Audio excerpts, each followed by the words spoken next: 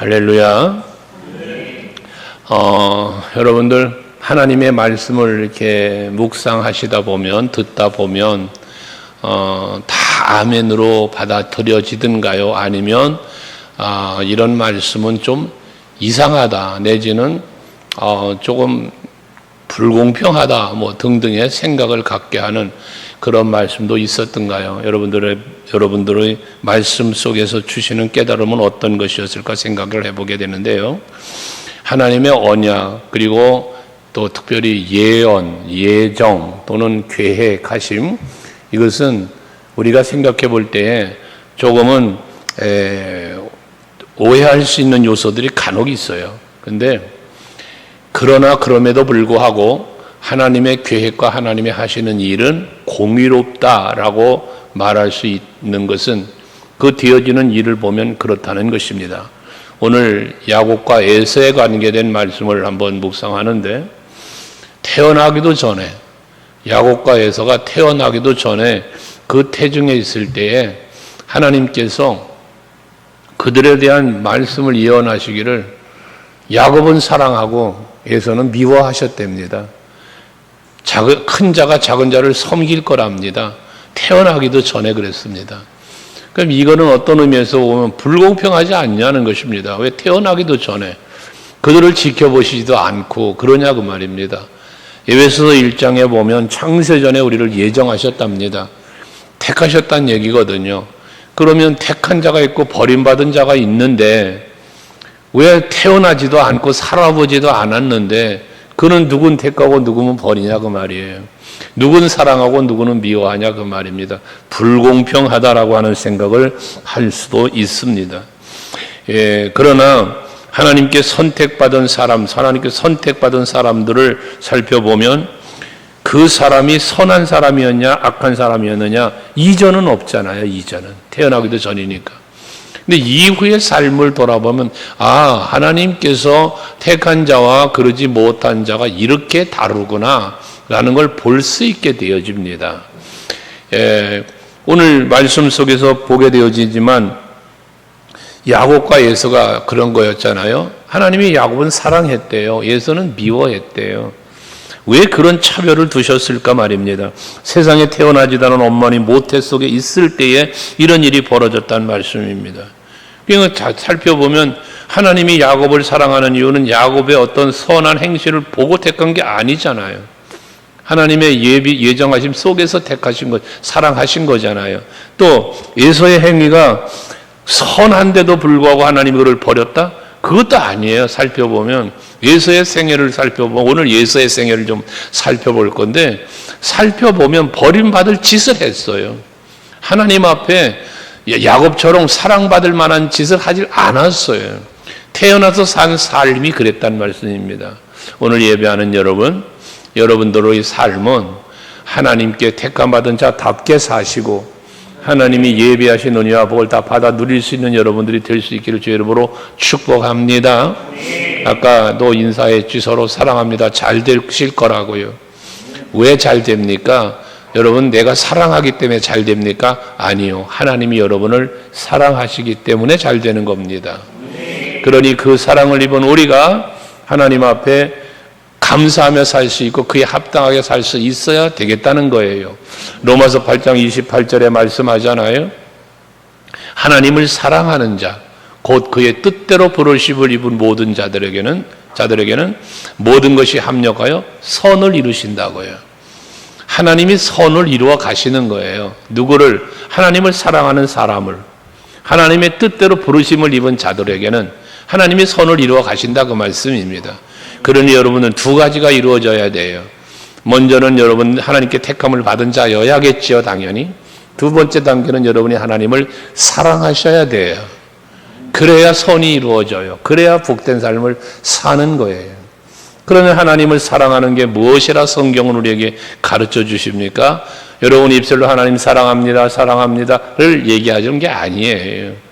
이스라엘 백성들, 유다 백성들은 시편의 기록에 보면 뭐 합니까? 저들은 입술로는 감사를 말하고 저들은 입술로 사랑을 말하는데 그것이 아첨하는 것이요 거짓을 말하고 있다고 그러잖아요. 입술로는 사랑을 말합니다. 입술로는 감사를 말합니다. 그러나 그 내면 속에는 사랑이 없고 미움이 있고 감사가 없고 원망 불평이 있다는 얘기잖아요. 위선이라는 것은. 이것처럼 여러분 오늘 예배하는 여러분들은 하나님께 사랑을 입은 야곱처럼, 사랑을 입은 자답게 살았던 야곱처럼 살 수 있는 여러분들이 되셔서 야곱에게 주어진 은총과 복이 여러분에게도 있길 축복하는 거예요. 미움을 받았던, 버림을 받았던, 그래서 그렇게 살았던 야곱, 에서와 같은 삶을 살지 말자는 거거든요. 그렇다면 하나님의 하시는 일은 언제나 변함이 없어요. 그 변함이 없다는 건 뭐냐면 약속하신 대로 이루시는 거예요. 그러니까 여러분 하나님의 말씀이 여러분들에게 믿어지고 내가 하나님의 은혜를 입었고 대감을 입었고 사랑을 입었음이 믿어진다면 변함없는 하나님의 은혜와 사랑 안에 내가 살고 있다는 사실 또한 잊지 말고 그 은혜를 입은 자답게 사랑을 입은 자답게 살 수 있어야 되겠다는 것이거든요. 그게 복되다는 말이에요. 그렇게 살지 못하면 예서 같은 사람이 되는 거예요. 예서를 살펴보면 어떠한 사람이었는가를 잘 보여주고 있는데요. 한번 성경을 찾아봅시다. 창세기 25장 27절입니다. 바로 앞에 있는 말씀이니까 한 장 넘어가면 말씀이 있어요. 찾아보시면 창세기 25장 27절. 자, 같이 한번 읽어볼까요? 다 같이 27절 시작. 그 아이들이 장성하매 에서는 익숙한 사냥꾼이었으므로 들사람이 되고 야곱은 조용한 사람이었으므로 장막에 거주하니. 이게 에서와 야곱의 비교입니다. 에서는 어떤 사람이었다고요? 익숙한 사냥꾼이었대요. 사냥을 즐거워했어요. 즐긴 사람이에요. 그래서 어떤 사람이 됐어요? 들사람이 되었답니다. 들사람. 그래서 그러나 야곱은 어떤 사람? 그 야곱은 조용한 사람이었대요. 그래가지고 장막에 항상 머물렀다는 거예요. 당시에 그 삶을 돌이켜보면 이 표현이, 말씀의 표현이 어떤 차이가 있는가를 잘 보여주는데, 당시 시대는 어떤 시대냐면 농경사회, 유목민 생활을 하는 시대예요. 그러니까 유목민은 자기의 가축이 있어서, 양과 소와 가축이 있어서 그것을 잘 먹이고 기르는, 그게 그 당시의 유업이에요. 생업이에요. 그런데 아버지 이삭이 소유한 그 양과 소를, 가축들을 잘 먹이고 기르는 일을 에서나 야곱이나 해야 되는 거예요. 그런데 에서는 뭐가 됐다? 들사람이 되어서 사냥하러 다녔다는 거예요. 이 말은 뭡니까? 자기가, 아버지가 기르는 그 가축을 돌보는 일을 소홀히 했다는 얘기예요. 그래서 사냥하러 다녔다는 거예요. 사냥을 즐겼다는 이야기인 것입니다. 그러나 야곱은 어떤 사람? 어머니 아버지 밑에서 그 가축을 돌보며 장막에 머물며 살았다는 이야기잖아요. 그렇게 살다 보니 아버지로부터 어머니로부터 이어지는 신앙의 교훈이, 하나님의 언약이 그에게 전수되었을 것이고, 그 전수된 그 것 교육이 곧 하나님으로부터 임하는 그 언약의 계보를 이어갈 장자의 명분을 소중히 여기는 그러한 야곱이 될 수 있었다는 이야기 아니겠습니까? 이렇게 성향이 서로가 달라요. 서로가 다르다 보니 그 성향이 다른 것 때문에 나중에 결과적으로는 장자의 명분의 거래를까지 하게 되어지는 이런 상황에 이르게 되어진 것 아니겠습니까? 들사람이라고 특별히 예서를 표현했는데, 들사람이란 말을 다른 말로 해석한다면 세상의 사람, 세상을 즐기는 사람, 육에 속한 사람이라고 말할 수 있는 것이죠. 여러분 어디에 속한 사람일까 생각해 보셔야 됩니다. 나는 하나님께 속한 사람, 나는 예수 안에 사는 사람, 나는 말씀 안에 사는 사람, 언약 안에 사는 사람이 되어야 되는데, 세상 것에 익숙해지고 육체에 빠져 살고 세상 낙을 즐기는 삶으로 흘러가 버리면 여러분 하나님께 속한 자의 삶을 살기가 어려워집니다. 결과적으로는 하나님을 떠난 자의 삶을 살게 되어지는 거예요. 하나님께 속한 자의 삶은 하나님께로 가까이 나아가는 자의 삶이고, 하나님의 뜻을 분별하며 그 뜻을 이루기 위해 힘쓰는 삶을 사는 사람입니다. 하나님의 언약을 믿기에 그 믿음으로 언약을 지키며 사는 사람이기도 하고요. 그런데 이 들사람이라고 하니까 결과적으로는 육체의 즐거움을 찾아가는 사람, 세상 것에 익숙해져 있는 사람이라는 얘기잖아요. 로마서 8장 5절 이하 8절까지의 말씀 우리 간혹 묵상했지요. 그 말씀을 보시면 육을 따르는 자는 육신의 일을, 영을 따르는 자는 영의 일을 생각한다잖아요. 여러분, 내가 무엇을 따라가느냐는 거예요. 오늘 여기에서는 들사람이라 사냥하는 걸 즐거워해서, 세상을 즐거워해서 그거 따라가는 거예요. 그러나 야곱은 여러분 영을 따르는 자였어요. 그러니까 하나님의 언약을 배웠고 그 언약을 믿었고 언약의 백성이 후손이 되고 싶은 마음에 간절함이 그에게 있었다라는 말씀입니다. 여러분은 무엇을 따라 사십니까? 육체를 따라 삽니까? 영을 따라 삽니까? 여러분들의 마음을 지배하는 게 육의 영입니까? 여러분 성령의 영입니까? 그 뒤에 이어지는 말을 보면, 말씀을 보면 육의 생각은 사망이고 영의 생각은 생명과 평안이랍니다. 여러분, 내가 여러분들의 생각이 육의 생각에 빠지면 그 생각에 이끌려 살게 되어지고 예서처럼 들사람이 되는 것이고 그 결과는 사망이라고 했습니다. 그러나 영이 주는 생각을 갖고 사는 사람, 성령이 충만한 사람은 그 생각 속에서부터 비롯되어지는 행위와 모든 것들이 평안이고 생명이라고 그랬습니다. 여러분들은 하나님이 주신 예수로 말미암아 주어진 생명, 영생, 그 영생을 누리며 평안이 여러분에게 있습니까? 아니면 여러분은 불행하며 불안합니까? 어느 쪽에 해당됩니까? 여러분의 마음이 행복하다면, 평안하다면 여러분은 영의 생각을 하며 사는 사람이요 성령의 충만함 속에 사는 사람에 분명합니다. 그러나 마음이 평안하지 않고 불안하고 또한 슬프고 괴롭다면 여러분들은 육의 생각 속에 살고 있다는 증거입니다. 그 다음 절을 보면 7절에는 또 말씀하기를 육신의 생각은 하나님과 뭐가 돼요? 원수가 된답니다. 여러분, 내가 육신의 생각으로 살고 판단하고 살면 하나님과 뭐가 돼? 원수가 된답니다. 왜? 그럴 수밖에 없는 것은 영의 생각 속에 사는 사람은 영의 지배를 받아요. 그러니까 영으로 사는 사람이 되는데 육의 생각 속에 사는 사람은 육신을 따르며 사는 사람이 되다 보니 하나님과 대적자가 될 수밖에 없잖아요. 원수가 된다고 그랬습니다. 그렇게 되는 이유는 이는 하나님의 법에 굴복하지 아니할 뿐 아니라 할 수도 없습니다 그랬어요. 하나님의 생각에 지배를 받는 사람이래야 하나님의 말씀대로 순종하며 살아요. 그런데 육신의 생각으로 가득 차면 하나님의 법을 따라가지도 못하고 그렇게 할 수도 없다라고 말씀하는 거예요. 그 마지막 8절 같이 읽겠습니다. 같이 시작. 육신에 있는 자들은 하나님을 기쁘시게 할 수 없느니라 했습니다. 여러분, 하나님을 가까이 함이 복이라고 했습니다. 하나님을 기쁘시게 해드리는 것이 복입니다. 그런데 육신 안에 살고 있다면 하나님을 기쁘시게 할 수가 없다는 겁니다. 그래서 하나님의 말씀을 지켜 행할 수도 없다는 거예요. 우리 서강교회 성도들, 특별히 이 밤에 예배하는 여러분들은 육신의 사람이 아닌 영의 사람으로 사시면서 하나님의 큰 기쁨을 드리고, 하나님께 큰 기쁨을 드리고 세상이 아닌 하나님의 하늘나라의 소망을 갖고 살아가는 여러분 될 수 있기를 축복합니다. 오늘 본문으로 말하면 들사람이 아니라 장막의 사람이 되자는 것입니다. 또한 25장 34절 말씀을 같이 또 한번 볼게요. 이 말씀은 여러분들과 간혹 나누었던 말씀이기도 한데요. 같이 읽어보시면 시작. 야곱이 떡과 팥죽을 에서에게 주매 에서가 먹으므로 마시고 일어나 갔으니 에서가 장자의 명분을 가볍게 여김이었더라. 뭔 얘기입니까? 내용은 아시죠? 사냥을 즐거워하던 에서가 사냥을 마치고 돌아왔는데 배가 고파요. 근데 그때 마침 야곱에게는 팥죽이 있어요.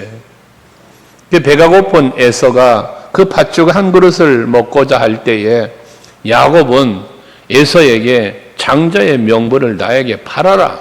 팥죽을 줄 터이니 라고 말하자 에서는 배가 고픈 나머지 장자의 명분을 오케이 하고 팥죽 한 그릇에 넘겨버린 거예요. 그래서 오늘 말씀 보신 것처럼 떡과 팥죽을 에서에게 야곱이 주었다는 거예요. 이게 여러분 야곱의 것입니까? 지 어머니가 만들어 놓은 거겠죠. 장막에 있다 보니 떡이 어디에 있으며 팥죽이 준비되어 있는 걸 알죠. 그러니까 예서가 필요한 걸 알아요, 야곱이. 그걸 주는 거예요. 그러면서 자기가 갖고 싶었던, 취하고 싶었던 장자의 명분을 달라고 말하는 거예요. 그러니까 예서가 그것을 장자의 명분을 그에게 넘기고 그러면서 이 팥죽을 먹었단 말이에요. 떡과 팥죽을 먹었다는 이야기예요. 근데 말씀 속에 뭐라고 말합니까? 그런 이유를 예서가 장자의 명분을 어떻게 가볍게 여겼다는 것입니다. 가볍게 여겼더라. 이 가볍게 여겼다는 것은 우습게 여겼다는 거예요. 가치 없이 생각했다는 것을 말하는 것입니다. 여러분에게 하나님의 나라는 가치가 있습니까? 여러분이 예수 십자가의 보혈의 피로 구원함을 받았다는 그 십자가의 십자가의 은혜가 여러분에게 얼마나 가치 있는 것입니까? 여러분들이 하나님의 자녀가 되었다는데 그것이 얼마나 여러분의 가치가 있는 것입니까? 여러분 한번 돌이켜 볼 이유가 있는 겁니다. 내가 받은 은혜와 내가 받은 사랑의 가치에 대한 이야기를 최근에 많이 드렸는데 여러분에게 그 가치를 소중하게 여기지 않으면 예수와 다를 바가 없는 겁니다. 예수가 장자의 명분을 가볍게 여겼다라는 이야기처럼 내가 받은 십자가의 사랑, 내가 받은 그 구원의 은총, 하나님의 자녀가 됨, 하나님의 나라의 백성이 되어짐, 이 모든 것들에 대한 가치를 소홀히 여긴 것과 다를 바가 없다는 거예요. 시편 1편을 여러분에게 간혹 말씀드리지만 복 있는 사람은 죄인의 악인의 꾀에 넘어가지도 않고 죄인의 길에 서지도 않고 오만한 자의 자리도 앉지 않는다. 왜 그럴 수 있는가? 이유는 내가 받은 복에 대한 가치를 알기 때문이라고 말씀을 드렸잖아요.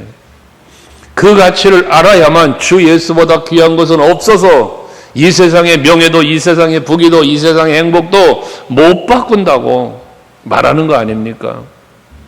그런데 장자의 명분을 가볍게 여겼던 에서처럼 내가 받은 은혜와 사랑을 가볍게 여기고 소홀히 여기면 주 예수보다 귀한 건 너무나 많아지는 거야.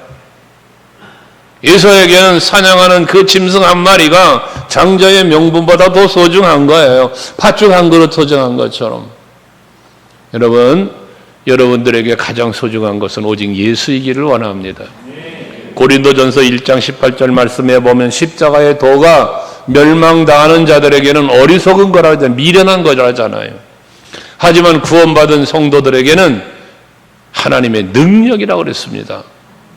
여러분들이 받은 은혜와 받은 사랑에 대한 그 가치를 소중히 여기고 그 가치를 크게 여기고 그거보다 더 소중한 건 없다고 여기고 살아갈 수 있는, 감사하며 살 수 있는 여러분들이 될 수 있기를 바랍니다.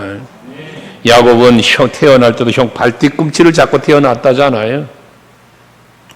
지가 에서보다 뒤늦게 나오는 게 아쉬웠던 거겠죠. 먼저 나가고 싶었던 건가 보죠. 뒤꿈치를 잡고 나왔대잖아요. 그런데 장자의 명분까지도 지금 자기가 얻고자 했던 그 열정이 야곱에게는 있었던 것 아니겠습니까? 인간적인 차원에서 보면 야곱의 간교함, 꾀 등을 이야기를 하지만 그러나 당장 눈앞에 보이는 팥죽 한 그릇에 빠져서 장자의 명분을 소홀히 여겼던 에서보다는 간교할지라도 장자의 명분을 귀하게 여겼던 에서가 더 나은 것을 선택한 것이 아니냐 이 말씀입니다. 오늘 이 저녁에도 장자의 명분을 가볍게 여기는 영적인 무지 상태에 있는 에서보다 간교함을 통하여서라도 그 명분을 자기 것으로 만들고자 했었던 야곱의 열정, 그 모습이 여러분에게 오히려 있기를 저는 원하는 거예요. 야곱은 하나님의 축복의 중요성을 알았습니다. 그래서 비록 인간적인 방법이었지만 그 하나님의 축복을 붙잡으려고 노력했던 사람이라는 것이에요.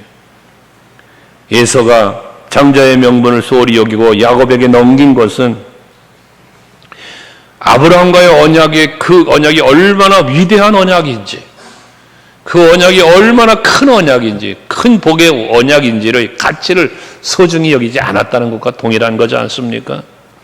하나님의 후사가 되는 것을 포기한 자기의 운명이 어떻게 바뀔지를 모르는 가운데 팥죽 한 그릇으로 그 명분을 넘긴 것으로 그는 팥죽 한 그릇보다 못한 인생을 살게 되지는 거예요.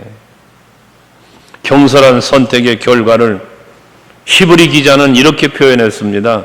히브리서 12장 16절 17절 말씀인데요. 한번 같이 읽어볼까요?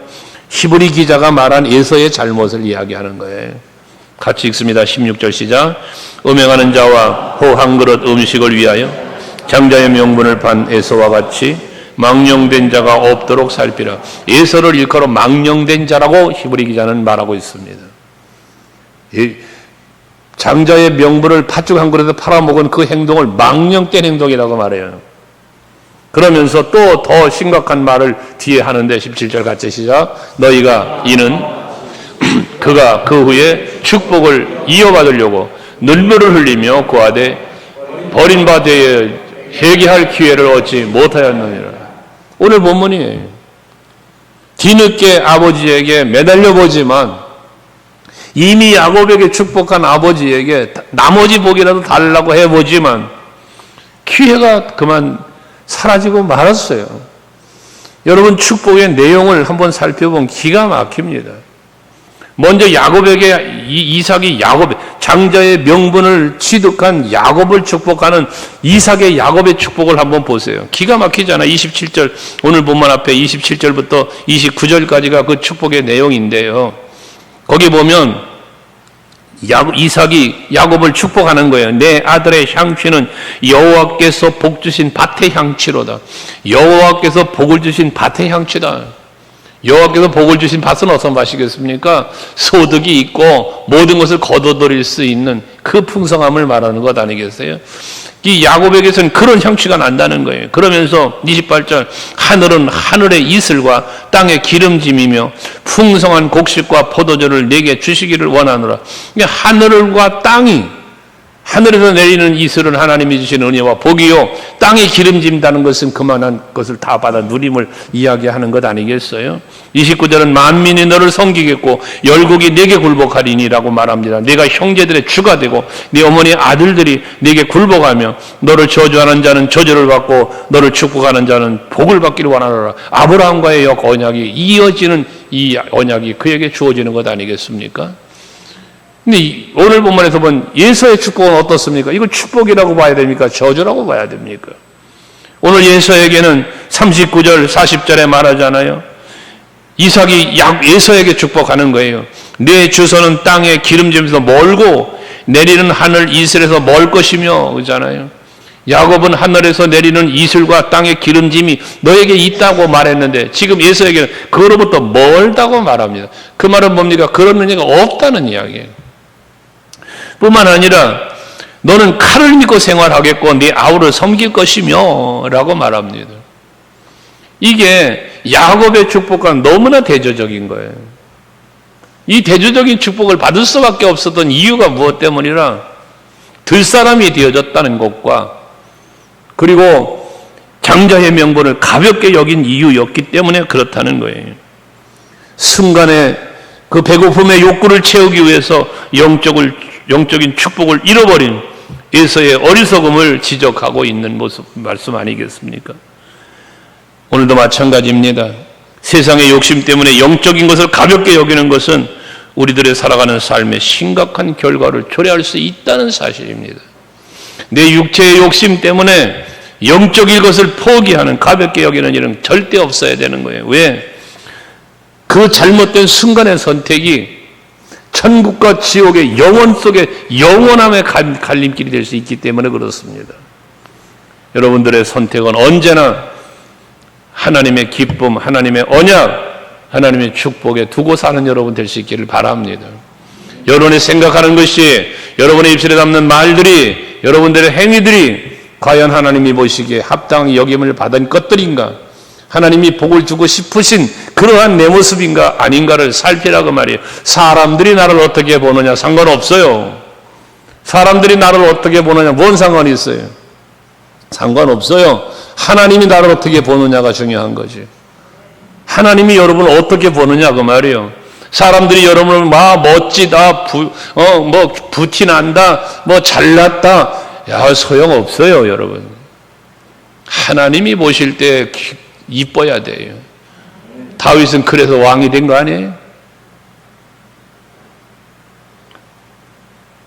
우리들의 선택은 욕심으로 인한 선택을 할 때가 많아요. 육체적인 감정의 선택을 할 때도 많아요. 판단이 그렇게 된다면 판단이. 그러나 그릇된 판단은 여러분의 영을 망쳐요. 하나님 앞에 여러분들이 부끄러운 자가 되고 마는 거예요.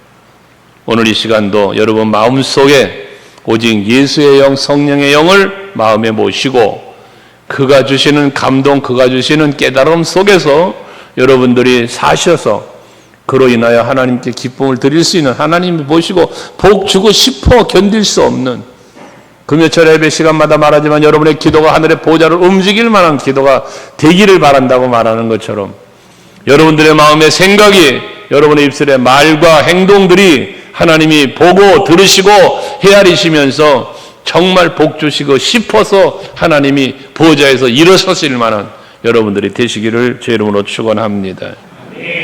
예수는 또 어떤 사람이었는가?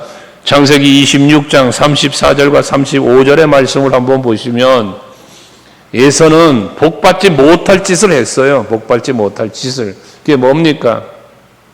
자, 한번 읽어볼까요? 창세기 26장 34절과 35절. 창세기 26장 34절, 35절. 자막 띄우기 바라지 말고 바로 앞장에 있으니까 한번 살펴보면 같이 읽어요. 시작. 에서가 40세 해족속 보에리의 딸 유딕과 해족속 엘론의 딸 바스맛을 아내로 맞이하였더니, 여러분 이게 뭐예요? 지금 가나안에 살고 있는 해족속과 여러분 그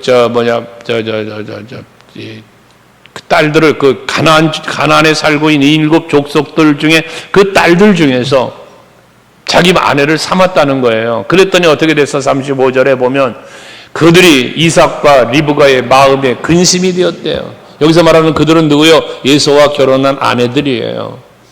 그들이 이삭의 마음에, 그 아내 리브가의 마음에 근심거리가 되었다는 거예요. 그 시대에 여러분 이삭은 어떤 사람이었습니까? 아브라함으로부터 장자의 명분을 이어받은, 언약의 계보를 이어받은 사람이잖아요. 그럼 그 언약의 계보 속에 아브라함이 1대라면 제2대가 이삭이요. 그럼 제3대 후손에게 물려줘야 될 장자의 명분은 에서에게 가야 되는 거예요. 그런데 이 에서가 하는 짓거리가 보니까 마음에 근심을 갖게 했다고 말하고 있는 것입니다. 여러분, 에서는 자기가 언약의 계승자라는 사실을, 그 정체성을, 자존감을 잃어버린 거예요. 상실한 채 살아가는 거예요. 내가 누군가에 대한 것을 잃어버리고 사는 거예요. 여러분은 누구십니까? 정체성을 갖고 사셔야 됩니다.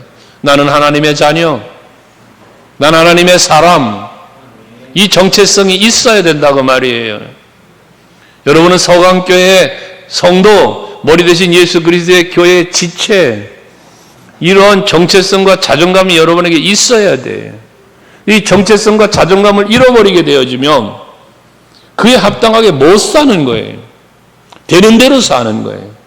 예수가 지금 그렇게 사는 거예요. 언약의 계승자의 우선순위는 장자에게 있는 거 아니에요. 그래서 장자의 명분이라고 말하는 거예요. 하지만 예수는 그 장자의 명분을 취득할 수 없게 되었다는 말씀입니다.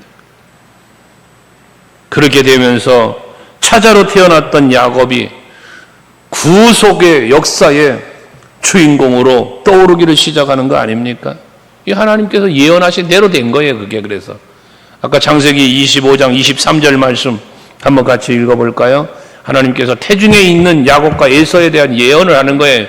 리브가 임신을 했는데 임신한 리브가에게 하나님께서 주시는 말씀이에요. 이게 말씀이에요. 자, 읽어요. 시작. 여호와께서 그에게 이르시되 두 국민이 네 태중에 있구나. 두 민족이 네 복중에서부터 나누이리라. 이 족속이 저 족속보다 강하겠고 큰 자가 어린 자를 섬기리라 하셨더라. 하나님의 예언이에요. 태어나기도 전에. 그러니까 이미 태중에 두 민족이 산다잖아요. 두 국가가 있다잖아요. 그런데 큰 자가 작은 자를 섬긴다잖아요. 이 하나님께서 하신 말씀입니다. 이게 불공평한 하나님의 예언이라고 볼 수 있다고 아까 말했잖아요. 그러나 돌이켜 보니까 아니더라. 하나님은 아시는 거예요. 아시는 거예요. 에서와 야곱의 차이를 아셨다 그 말씀입니다. 이제 이런 가운데서 생각해 볼 때 우리는 하나님의 근심이 되는 성도가 되어지면 안 된다. 왜 하나님의 근심이? 아버지의 근심은 무엇 때문에? 하나님이 명령하시고 하나님 앞에 지켜 행해야 돼. 언약의 계보를 이어가려면 그 하나님의 언약을 지켜가야 되는데, 율법을 정신을 가지고 가야 되는데 그걸 지키지 못하는 거예요. 그러니까 근심한 거예요. 오늘날도 마찬가지입니다. 여러분이 예수 믿는 성도예요. 하나님의 자녀예요. 교회적으로는 장로님, 권사님, 집사님, 구역장, 기관장 뭐 등등 직분을 받으신 분들이에요. 그러면 그런 사람답게 살라는 거예요. 그런 사람답게. 그렇지 못하면 하나님을 근심하게 하는 거예요. 그게 목회자를 근심하게 하는 거예요. 육체적 부모를 근심하게 하는 거예요. 이건 결과적으로 복받을 짓이 아니라는 것이에요. 여러분, 이 이삭과 리브가를 근심시킨 것은 육체적인 부모를 근심시킨 거로 끝나는 게 아니에요. 하나님의 언약의 계보를 가지고 가는 그 언약을 깨뜨리는 짓을 하고 있는 것이기 때문에 그게 근심거리가 됐으니 하나님도 근심이에요. 하나님도 근심이에요. 여러분, 성경에 보면 창세기 6장에 보면 5절과 6절 말씀이잖아요. 홍수의 심판에 앞서서 하나님께서 하신 말씀 아닙니까? 사람의 죄악이 세상에 가득함과 그 마음으로 생각하는 모든 계획이 항상 악할 뿐임을 보시고, 여러분들의 마음속에 갖는 생각이 악한 생각이 내 안에 차지하고 있으면 하나님 기뻐하지 않아요. 그래서 사람이 마음으로 생각하는 모든 계획이 항상 악할 뿐임을 보시고 세상에 죄악이 가득했고, 그걸 보시고 뭐라고 그래서 6절 같이 읽어봐요. 6절 시작. 땅 위에 사람 지으셨음을 한탄하사 마음에 근심하시고 라고 해요. 사람을 지으셨음을 하나님 뭐했다? 한탄했대요. 마음에 근심을 하셨답니다. 여러분의 생각, 여러분의 삶의 모든 행위, 그것을 하나님 다 지켜보시면서 내가 너를 지은 것을 한탄한다. 내가 너를 위하여 십자가 지고 피 흘린 것을 내가 후회한다 라고 하실 수 있다는 생각 해보십니까? 나를 지으심에 대한 하나님의 한탄, 나를 구원하심에 대한 하나님의 한탄, 내게 베풀어 줬던 은혜와 사랑에 대한 하나님의 한탄이 만약에 있다면 이 얼마나 무서운 이야기입니까? 그 결과가 무엇이었습니까? 홍수의 심판이었습니다. 홍수의 심판. 하나님의 심판이죠. 왜? 세상에 죄악이 가득하고 사람들이 마음으로 생각하는 것이 항상 악할 뿐임을 하나님이 보시고 해요. 그 악의 결과가 하나님 앞에 심판받는 결과를 초래하고 말았다는 것입니다. 그래서 우리는 하나님 앞에서 하나님을 근심하게 하지 말아야 되는데요. 에베소서 4장 30절 말씀을 한번 같이 읽어볼까요? 에베소서 4장 30절입니다. 같이 시작. 하나님의 성령을 근심하게 하지 말라. 그 안에서 너희가 구원의 날까지 인치심을 받았느니라. 할렐루야지요. 여러분, 성령을 근심하게 하면 안 된다는 거예요. 왜? 그 성령의 인치심으로 구원의 날까지, 구원의 날이 언제요? 주님 오시는 날이에요. 여러분, 심판 받는 날이에요. 마지막 날. 그 딸까지 성령의 인치심이 우리를 끌고 가는데 그 성령을 근심하게 만든다면 어떻게 된다는 거예요?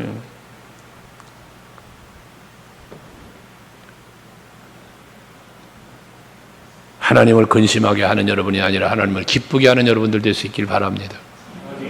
서로에게도 기쁨을 줄 수 있는 게 좋아요. 이사야 선지자를 통해서도 말씀하셨어요. 63장 10절. 이사야서 63장 10절입니다.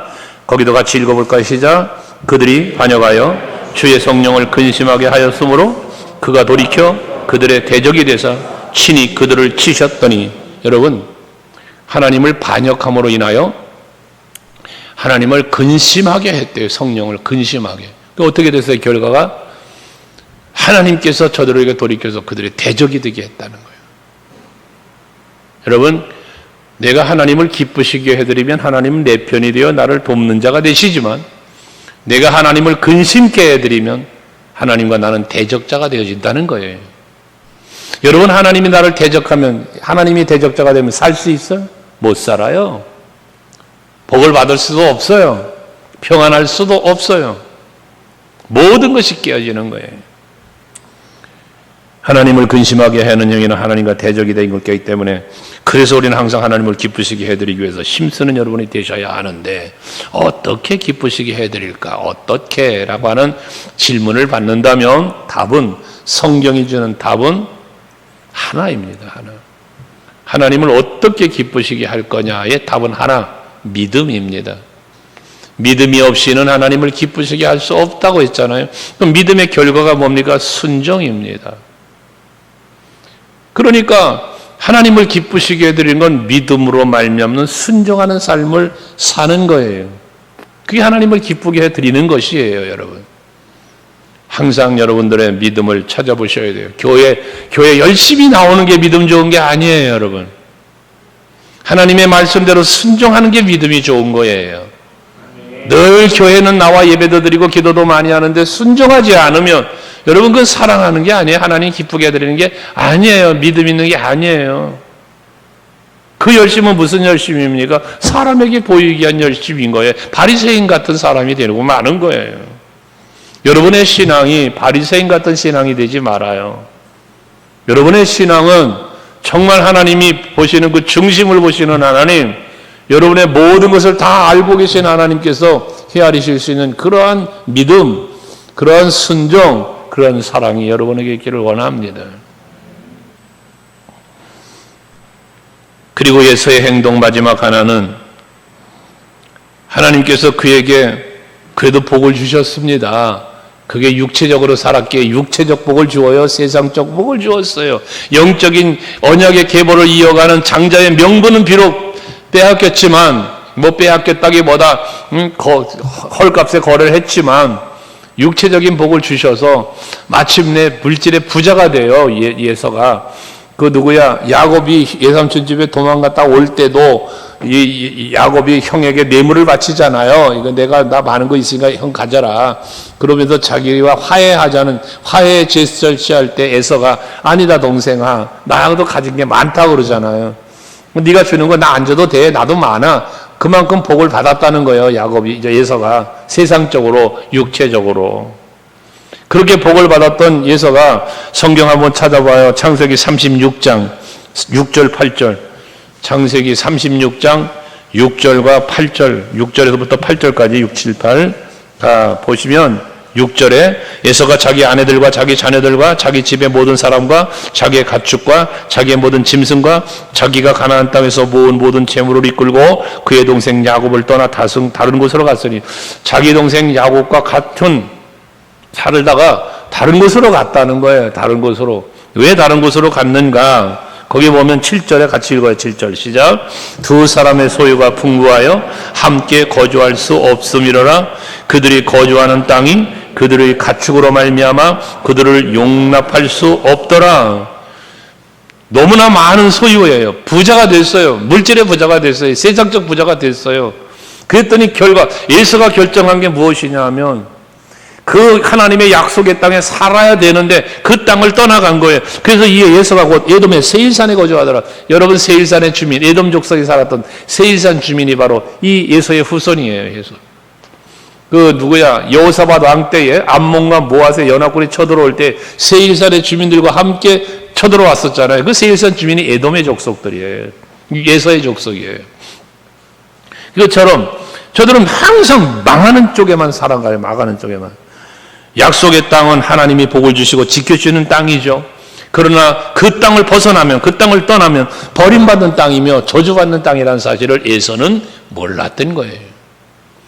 하나님이 보호해 주시고 하나님이 복 주시고 하나님이 지켜주시는 땅, 이 땅이 복된 땅인데 예서는 부요해지자 그만 더 나은 곳을 찾아 떠난 곳이 바로 이 세일산 땅이었다는 거예요. 뒤에 보시면 그 결과는 망함입니다. 망함. 에서의 후손은 하나님께서 망하게 하셨어요. 일어서질 못하게 하셨어요. 하나님이. 야곱의 후손에겐 복을 주어 번성하게 하고 12지파 만들어 하나님의 언약의 계보를 계속 이어가셨지만 예수의 후손을 하나님이 어떻게 망하게 하셨는가? 말라기서에 잘 표현되어 있어요, 여러분. 말라기서에 보면은 말라기 1장 4절에 보면 말라기 1장 2절과 3절이 그 말이에요. 에서는 미워하고 야곱은 사랑했다는 말씀이 거기 인용돼서 다시 하실 말씀인데요. 그 말씀을 하시고 난 뒤에 4절을 말씀하는 거거든요. 야곱의 후손들이 우리를 왜 사랑하지 않습니까? 라고 원망할 때 내가 너희를 어떻게 사랑했는지 아냐? 하시면서 하신 말씀이에요. 너희를 이렇게 사랑했어 내가 하면서 예서의 집안을 망한 것을 이야기한 거거든요, 이게. 거기 보면 4절에 뭐라고 말하냐? 에돔은 말하기를 우리가 무너뜨림을 당하였으나 황폐된 곳을 다시 쌓으리라 하거니와 나 만군의 여호와는 이르노라 그들은 쌓을지라도 헐리라 사람들이 그들을 일컬어 악한 지역이라 할 것이요 여호와의 영원한 진노를 받은 백성이라 할 것이며 했어요.